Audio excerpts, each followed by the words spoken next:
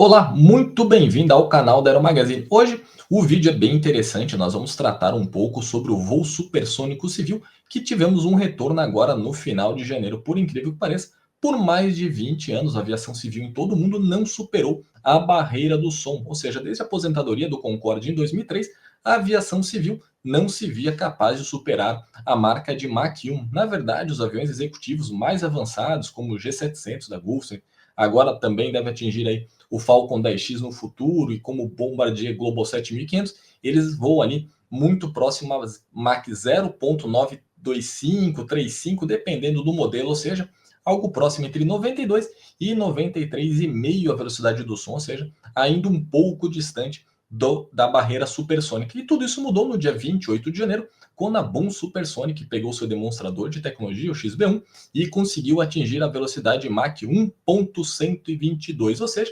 representa um pouco acima da velocidade do som, ou seja, 1,1% da velocidade do som. Então, um pouco acima, mas muito importante. E lembrando também, o XB1, ele não é uma aeronave que vai entrar em produção. Ele é apenas um validador de tecnologia, ou seja, a Boom Supersonic está buscando com ele comprovar que as tecnologias planejadas para o Overture, esse sim, o avião comercial planejado para entrar em serviço na próxima década, funcionam. Ou seja, a questão tanto da redução do ruído gerado pelo estrondo sônico, que estão trabalhando também nisso, quanto os materiais. A maior parte dos aviões supersônicos sempre foram feitos de alumínio ou ligas metálicas, até aço inox já chegou a ser utilizado. Porém, eles pretendem utilizar principalmente ligas de carbono e também alguma coisa de titânio, ou seja, titânio é bem utilizado até na aviação supersônica, mas sempre militar e sempre aeronaves muito menores com avião comercial. E tudo isso deve ser validado agora com o XB1. É uma história bem interessante, vamos acompanhar junto aí para você ver o quanto nós devemos evoluir até o final dessa década. Aliás, é até a capa da Era Magazine deste mês aqui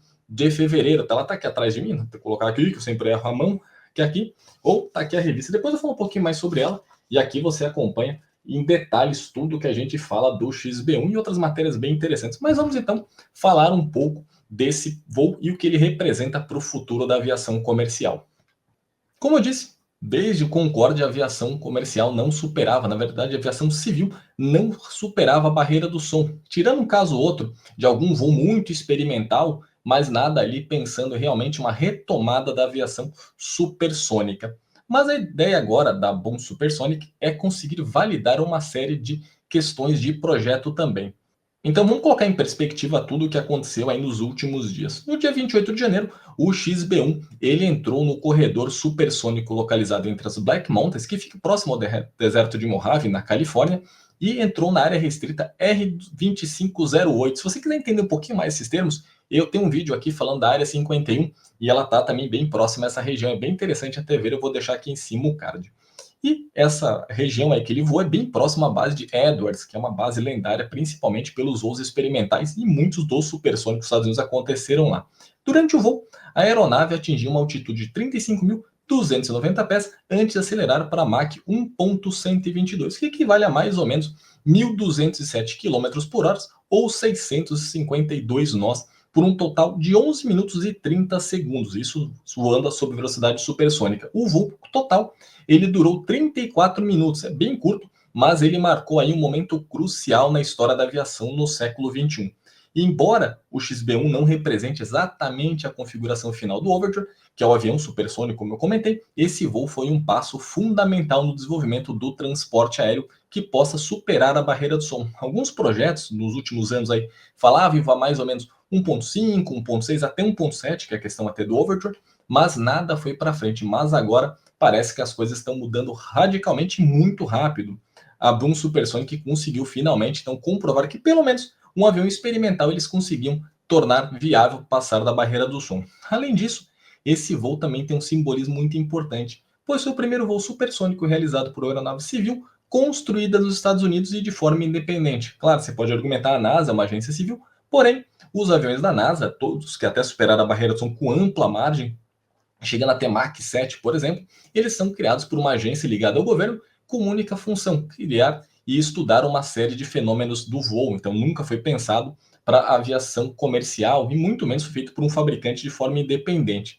E o que é até interessante, ele aconteceu 56 anos depois que o Concorde conseguiu romper a barreira do som, ou seja, basicamente 60 anos de atraso para os Estados Unidos. E aqui um ponto importante, antes de avançar a nossa história, é que isso deve ter um ponto de equilíbrio nessa disputa com o voo supersônico. O Concorde ele sofreu bastante pressão por parte das indústrias norte-americanas lá nos anos 1960 e 1970, alegando uma série de questões, entre eles a questão do ruído e o estrondo sônico gerado pelo voo supersônico em áreas continentais habitadas.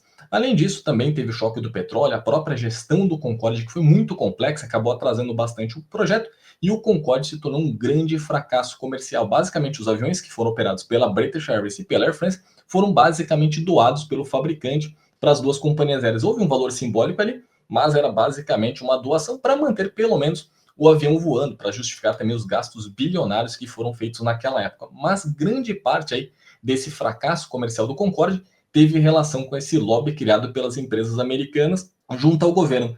E isso daí deve ter um impacto futuro na questão do Overture. Daqui a pouco eu comento um pouquinho mais sobre isso e quanto isso pode ou não impactar o avião. Mas só para também explicar um pouquinho que é o Overture, ele é um avião comercial com capacidade entre 64 e 80 passageiros numa classe executiva. Não deve ser uma classe executiva, por exemplo, como a de um 777, A380 ou A350, porque ele vai ser bem mais estreito. Deve ser bem próximo a uma classe executiva que você vê tanto no A321 quanto no 737 MAX, mas ainda assim bem superior àquela classe econômica existente no Concorde, que era bem restrita ali e tinha pouco espaço para os passageiros e também para os tripulantes. Então a ideia desse avião é melhorar consideravelmente também a experiência a bordo, embora levando um pouquinho menos de passageiros, já que o Concorde levava em média aí 100 passageiros.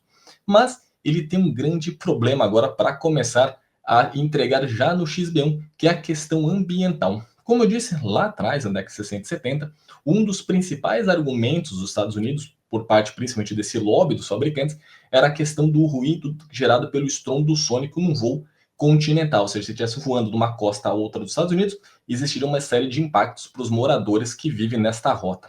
Desde então, muito se tentou trabalhar nisso, tanto que a NASA está trabalhando num projeto que deve voar ainda esse ano também, para conseguir fazer um voo supersônico relativamente silencioso. E a Boom Supersonic também tem trabalhado bastante nisso, tentando achar ali uma faixa atmosférica que o próprio voo do avião ele acaba neutralizando esse estrondo sônico que vai chegar quase nulo, às vezes dependendo da condição atmosférica, zero no chão, ou seja, se estiver morando embaixo de uma rota de voo supersônico, você não vai acabar sendo impactado. Por hora, a ideia é que ele voe mais rápido em voos continentais, mas sem quebrar a barreira do som, e chegando até quase 2 vezes mais rápido com o avião comercial em áreas desabitadas, por exemplo, sobre os oceanos, e algumas poucas regiões continentais que é possível fazer isso, por exemplo, no Ártico, algumas regiões conseguem, um pouco da Austrália também tem como.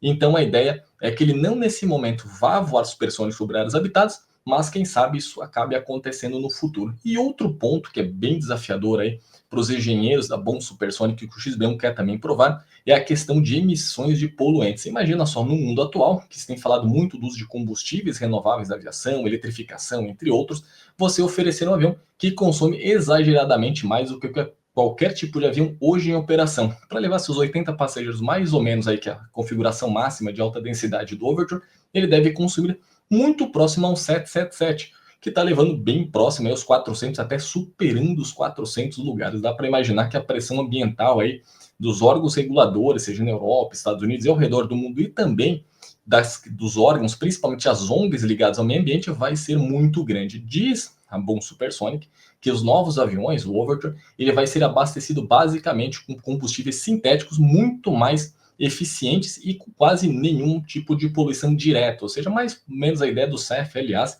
eles também estão analisando todos os tipos de SAF existentes no mundo. O problema neste momento é que ninguém sabe exatamente para que lado vai o SAF, como é que vai ser essa densidade energética, etc. Mas ainda assim o projeto já nasce com essa preocupação. E como eu disse, um dos grandes motivos é justamente como que a Europa vai encarar esse avião. Com certeza eles não esqueceram nem um pouquinho do que aconteceu com o Concorde, e nesse momento agora, com a pressão do Donald Trump, principalmente sobre os mercados europeus, com certeza deve ter um tipo de retaliação, ou pelo menos uma dificuldade considerável para certificar esse avião na Europa. Isso colocando aí em termos bastante realistas. Claro que a Boom Supersonic está trabalhando para fazer o melhor projeto possível que ele seja certificável, mas essa questão geopolítica e também ambiental vai ter um custo considerável agora para conseguir ser resolvido. E não por acaso o XB1 está justamente trabalhando nisso, ou seja, se a Boom Supersonic conseguir já apresentar às autoridades dos Estados Unidos, da Europa e ao redor do mundo uma aeronave com dados bastante sólidos sobre essa questão de emissão de poluentes e também de ruído, vai ser muito mais fácil conseguir a certificação. Ou seja, a ideia não é simplesmente chegar com o avião pronto, lá, o Overture no futuro, e tentar certificá-lo, porque isso teria um peso ali muito complexo na certificação, como disse, a questão geopolítica, política até histórica, atrapalharia. Então, se já chegarem com os dados preliminares mostrando que o avião é basicamente pronto, é muito mais fácil para corrigir qualquer eventual pressão que exista de qualquer tipo de agência reguladora. E ainda assim, por enquanto, por hora, existe muito o que comemorar. Afinal, os engenheiros da Boom Supersonic conseguiram viabilizar o projeto dentro do orçamento e ainda com considerável atraso que era esperado pela complexidade que existente por todo o desenvolvimento dele e também pelo que aconteceu nos últimos 5 anos com a questão tanto da pandemia quanto também da quebra das cadeias de produção. E eles também querem comprovar sua viabilidade operacional. Também é digno de nota que a empresa seja uma startup, que nesse momento não possui nenhum faturamento, apenas investimentos milionários. Claro, o governo dos Estados Unidos demonstrou interesse no projeto do Overture, podendo inclusive adquirir para seu futuro Air Force One de longo curso, tanto para viagens internacionais quanto costa a costa nos Estados Unidos. E além disso, a Japan Airlines, a United Airlines e a American Airlines acabaram assinando um memorando de intenções, o famoso MOU, para adquirir esse avião. Aliás, a Japan Airlines foi a primeira empresa a demonstrar interesse no avião, firmando uma parceria em dezembro de 2017, quando ele estava ainda na fase inicial do desenvolvimento, quase 4 anos antes da United, que já entrou quando o avião estava basicamente definido. Quando a Japan Airlines basicamente assinou esse contrato, o Overture ele é um avião trimotor. Viram que não era possível aquela configuração e ele passou para essa configuração atual de 4 motores montados sobre as asas. Então, é bem interessante também analisar quantas companhias aéreas também ainda estão de olho. Você basicamente tem 3 contratos, a Japan Airlines como pioneira, seguida da United e da American Airlines, ou seja, o mundo tem interesse, mas estão todo mundo aí olhando com bastante cautela, até porque o projeto é bastante desafiador, até pela questão, como eu disse, ambiental, regulatória e também demanda de passageiros. Será que vai existir no futuro demanda para isso? A gente vai tratar ao longo aqui do vídeo. Na época, o projeto surgiu em um momento que diversas startups tentavam convencer o mundo dessa viabilidade operacional e financeira do voo supersônico. Na época, a Aéreo, que era um projeto para um avião supersônico executivo, trabalhava mais ou menos 15, 16 anos nesse avião deles. Só que, na verdade, a Aéreo, ela tentou um avião que seria muito próximo ao tamanho de um Global 7500, um G700, mas voando mais ou menos 1,5 vezes a velocidade do som, ou seja, 1,5 vezes. Mas o projeto foi muito complexo, a gestão dele foi muito bagunçada e ele acabou sendo cancelado justamente no momento, lá em 2021, que eles falavam que o avião estava fechado, o projeto já estava definido, os principais fornecedores e eles iriam inaugurar uma fábrica. E acabou que nesse momento eles acabaram pulando fora, alegando a inviabilidade do projeto. E ainda assim, a Boom Supersonic continuou e com um projeto muito mais audacioso, é fazer um avião comercial que quebra a barreira do som, voando quase 2 vezes a barreira do som, estamos falando de 1,7 aí, a velocidade estimada dele. Para provar então que o projeto é viável, especialmente em relação às tecnologias planejadas, como disse, uso de materiais compostos na fuselagem, os engenheiros optaram por criar um avião experimental, que é o XB1, que consegue então validar na prática essas ideias concebidas por Overture.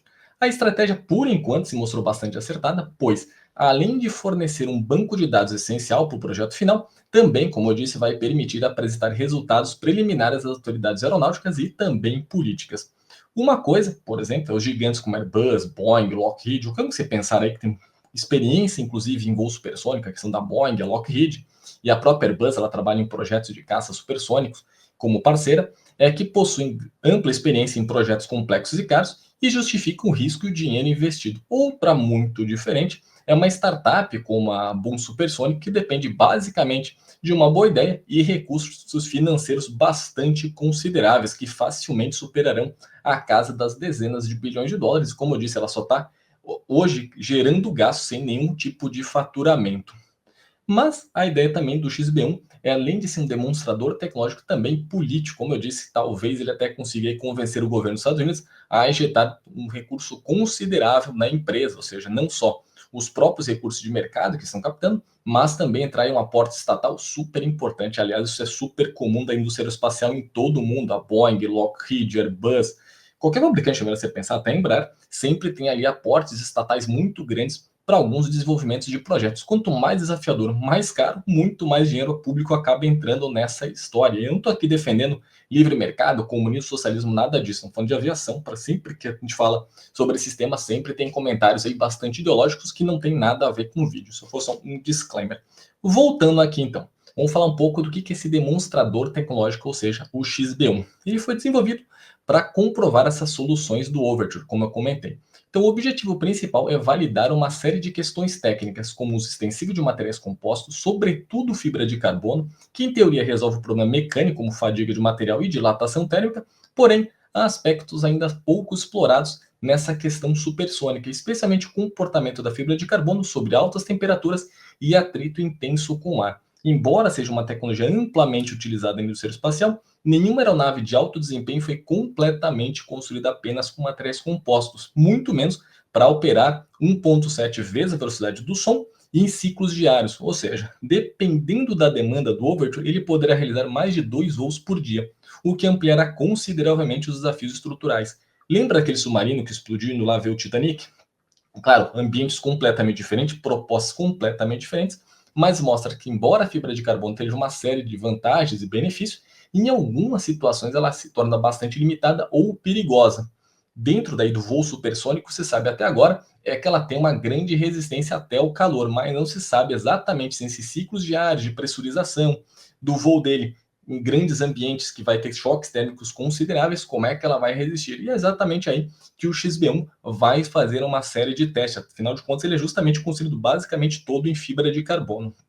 E ele também, como eu disse no começo do vídeo, também vai validar o uso de combustíveis sintéticos que prometem ser mais baratos e muito menos poluentes. Até alguns projetos que falam que chega a ser 99 menos poluente do que, por exemplo, o querosene de aviação. No momento, o XB1 está equipado com 3 motores da GE, o J85-15, que é exatamente o mesmo utilizado no T-38 Talon e no F5, ou seja, um avião conhecido aí dos brasileiros por conta do uso na FAB. A proposta, nesse momento, é avaliar o desempenho desses motores justamente utilizando grandes quantidades de SAF, que é esse combustível sintético para aviação. Por enquanto, eles não falaram exatamente qual combustível eles estão avaliando nesse momento, nesses primeiros voos, e nem o que eles planejam, até porque isso é um pouco estratégico também, e se eles também apostarem num combustível e divulgarem isso e acaba não tendo resultado, acaba se tornando um revés ao projeto, pelo menos político e também de marketing. Eles estão tendo bastante cuidado sobre essa questão do combustível. Eles apenas falam que vai ser sintético e muito mais barato e menos poluente do que o querosene aeronáutico. Então a aeronave também foi projetada com aerodinâmica otimizada digitalmente, utilizando simulações dinâmicas de fluidos computacionais, famoso aí a sigla em inglês de CFD, que busca um design que equilibra estabilidade na decolagem e pouso com máxima eficiência em velocidades supersônicas. Aliás, aqui tem um ponto bastante interessante, que se você olhar o XB1, ele não tem aquele nariz rebatido, e assim como o Overture também não está previsto isso. O primeiro motivo é o peso, a complexidade mecânica desse nariz aí escamoteável, né, que era só rebatível, né, que subia e descia, e também tornar o avião muito mais eficiente. Então a ideia é o quê? Que o avião com formato básico ele consiga ter um desempenho muito bom na decolagem e pouso, e especialmente consiga voar de maneira extremamente eficiente acima da velocidade do som. E para justamente compensar essa questão da falta de visibilidade externa da decolagem e pouso, ele deve usar uma série de câmeras que criam ali um ambiente 3D mais ou menos para trazer para o nosso mundo o que tem muitos carros, algumas SUVs já tem também isso, é que você consegue ter nas câmeras uma visão tridimensional ao redor do carro. Basicamente essa é a ideia no avião, claro, com câmeras muito mais precisas e com uma qualidade extremamente alta. Daqui a pouco eu até falo um pouquinho sobre essa questão da aviônica também. Mas outro aspecto bastante relevante é a análise do ruído gerado pelo XB1. Como eu comentei no começo do vídeo, um dos grandes desafios é justamente esse estrondo sônico.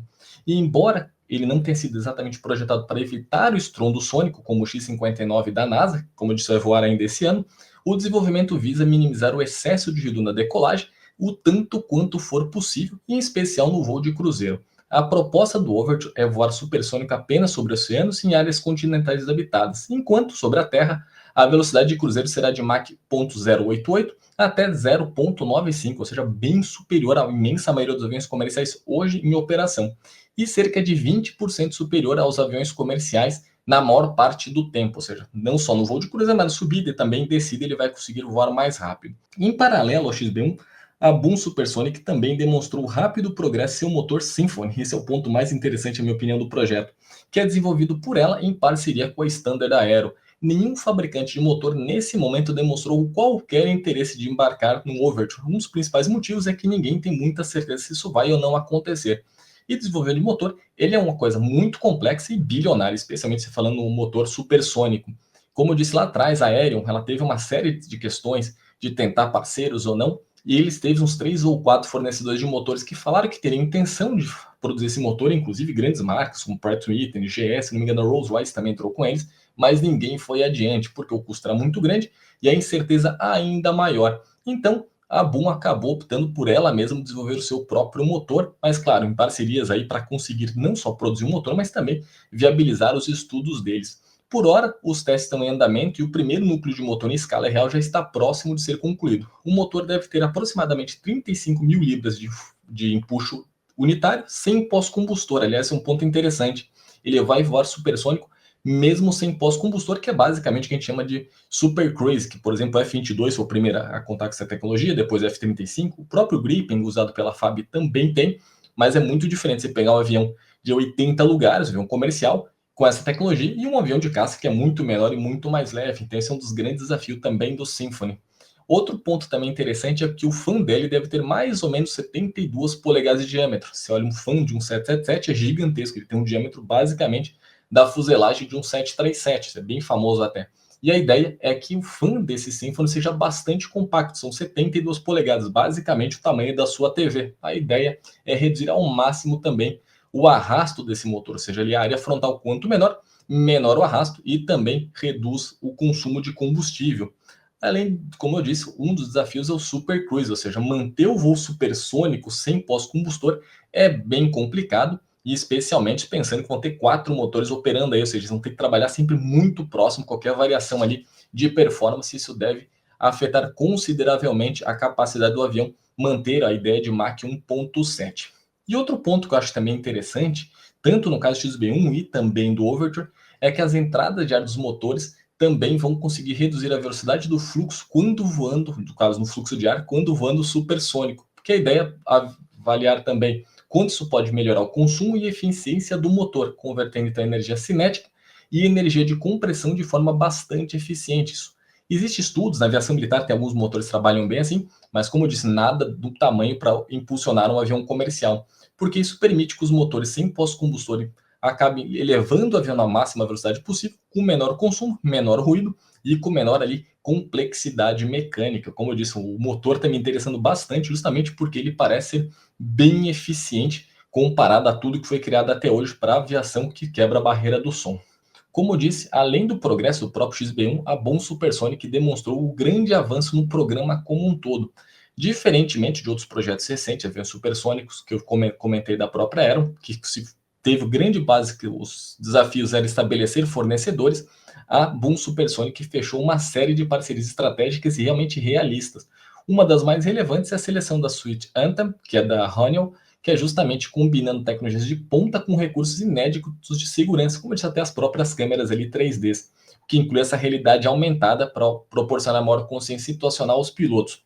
E até interessante essa tecnologia de realidade aumentada é que eles pretendem usar os óculos de realidade aumentada Skylens 2 da Universal Avionics.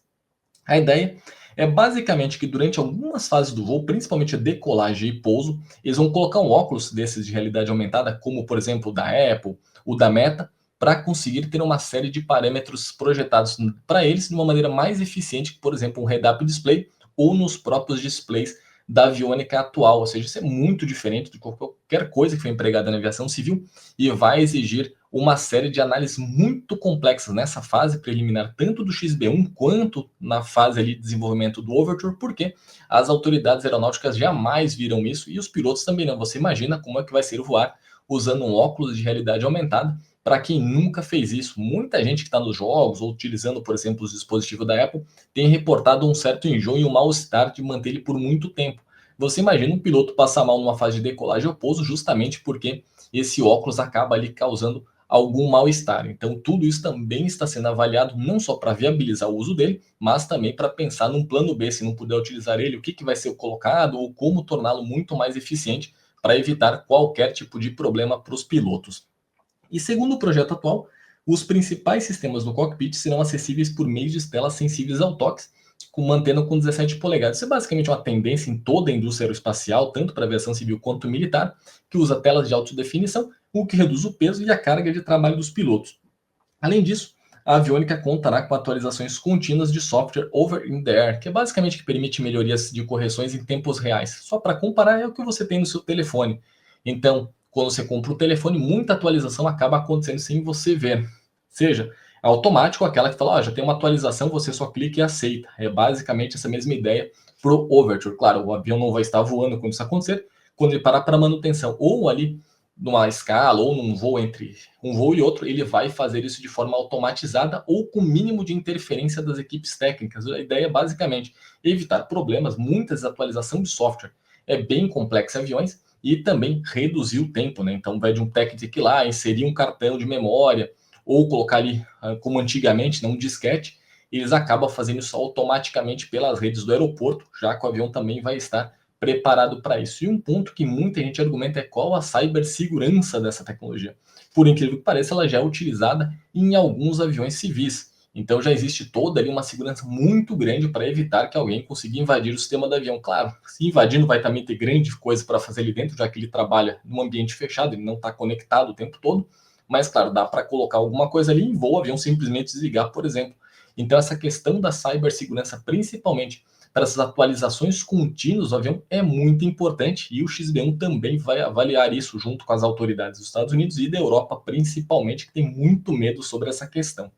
E o segundo projeto que eu acho interessante é que os principais sistemas devem ter também a questão do Force Feedback Side Sticks. É basicamente o que a Gulfstream faz, é que você, um piloto, por exemplo, o comandante está aplicando alguma ação ali no side stick, o copiloto vai sentir exatamente a mesma ação. Além disso, ele vai ser responsível, ou seja, quanto mais força, basicamente como o volante de um carro elétrico, hidráulico, que você sente ali, conforme vai aumentando a velocidade, mais firme o volante vai ficando, é basicamente a mesma coisa que ele vai trazer também. Então, eu acho bem legal também essa preocupação deles, que inclusive vai emular ali no side stick as ações executadas pelo piloto automático. Então, você vai ver os side sticks operando, se precisar colocar mais força ou menos força, vai ser uma resposta mais fácil ali, tátil e sensível aos pilotos. E embora o XB1 ainda esteja no início da sua campanha de ensaios e voo, principalmente acima da velocidade do som, o progresso realizado pela Boom Supersonic é notável e pode realmente viabilizar o retorno dos voos comerciais supersônicos. Mas é claro, tem muita coisa ainda para acontecer. Não sei como vai ficar, se eles vão conseguir cumprir basicamente o cronograma que até o final dessa década está com tudo montado para já iniciar a produção em série do Overture, ou vai acabar tendo algum atraso aí ao longo desse processo. Até agora o XB1 está dentro de um cronograma bem realista, atrasou um pouquinho, como eu disse no começo do vídeo, tanto por questão da pandemia, quanto também pela cadeia de suprimentos, alguns desafios tecnológicos, mas eles conseguiram seguir um cronograma realista e dentro dos custos. A partir de agora começa a segunda fase, viabilizar tudo o que eles conseguiram obter com o XB1 e levar para dentro do Overture, e depois a terceira fase, que é a certificação e comercialização desse avião. Eu, particularmente, estou bem animado em ver o retorno da aviação civil à era supersônica, mas, claro, sempre com bastante pé no chão e tentando ver os prós e contras da tecnologia atual. Mas acho que vale a pena a gente acompanhar isso a partir de agora com bastante atenção. E se você gostou do vídeo, a gente tem tudo bastante detalhado nessa edição de fevereiro da Aero Magazine, que você pode comprar tanto na edição física, em papel, quanto também no modelo digital, através, por exemplo, da plataforma Zinio. Aliás, a gente está com os descontos bem legais para assinatura da Aero Magazine. Dá uma olhada no nosso site www.aeromagazine.com.br e tem a guia lá, a assinatura com os descontos muito bacanas. Bom, espero que você tenha gostado desse vídeo. Se você gostou, não esqueça de deixar seu like, curtir aqui o nosso canal, deixe seus comentários aqui embaixo também, o que você achou desses temas que eu tratei hoje, você acredita ou não na viabilidade do Overture, se ele vai ser viável, como é que é o XB1, deixe também aqui, vamos conversar, que eu acho isso muito legal para a gente vir aplicando. Eu não tenho nem ideia como isso acabou de surgir aqui, mas eu achei bem legal a ideia e depois eu ver como é que foi. Não sei se porque eu falei curtir o sistema aqui entendeu, mas enfim, deixa o próprio o canal aqui está pedindo o seu joinha, o seu like, então faça isso por favor. Bom, espero que você realmente tenha gostado e até o próximo vídeo. Um forte abraço e até mais. Tchau, tchau.